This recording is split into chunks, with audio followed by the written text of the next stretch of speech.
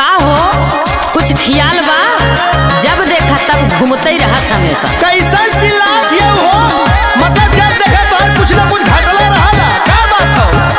अरे तो चिल्ला मत, बाबा साहब के जयंती आवत बा, हमका साड़ी चाहे, समझ में आए? कैसन साड़ी चाहे हो? हाँ तो सुना कैसन साड़ी ले भाई। हाँ तो सुनावा। पंचशील साड़िया ले बजाया भीम वाली, पंचशील साड़िया ले बजाया भीम वाली। सुना जो तू ही रनिया पंचशील साड़िया लेबू, जो तू ही धनिया पंचशील साड़िया लेबू, बांधी ले पगड़ी हम हूँ जय भीम वाली, बांधी ले पगड़ी हम हूँ जय भीम वाली।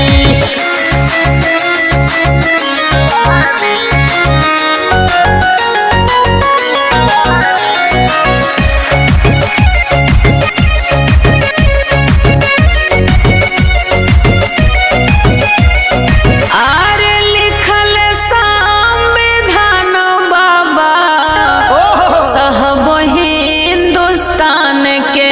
अच्छा लिखल संविधान बाबा साहब हिंदुस्तान के।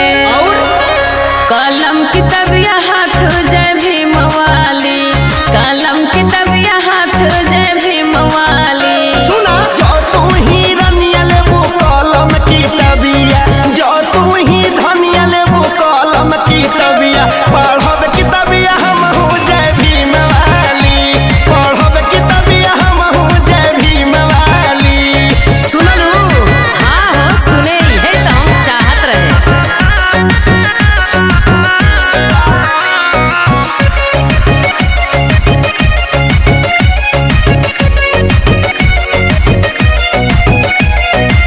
अरे जय भीम बोला बहुजन, अखिया तो खोला।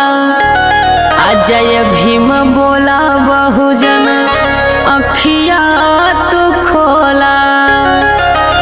नीला टीका नीली पगड़ी जय भीम वाली, नीला टीका नीली पगड़ी जय भीम वाली। जो तू ही रनिया हो बहुजन के जगईबू, जो तू ही रनिया हो बहुजन के जगईबू, गाइब हम गीतिया जय भीम वाली, गाइब हम गीतिया जय भीम वाली। अब वही के सही बात कहा है।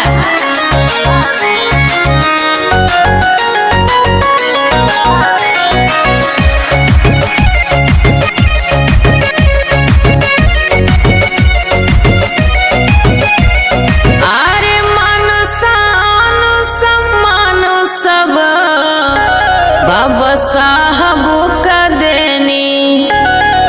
मान शान सम्मान सब बाबा साहब का देनी। मंजू मोहिनी रही है सब दिन जय भीम वाली,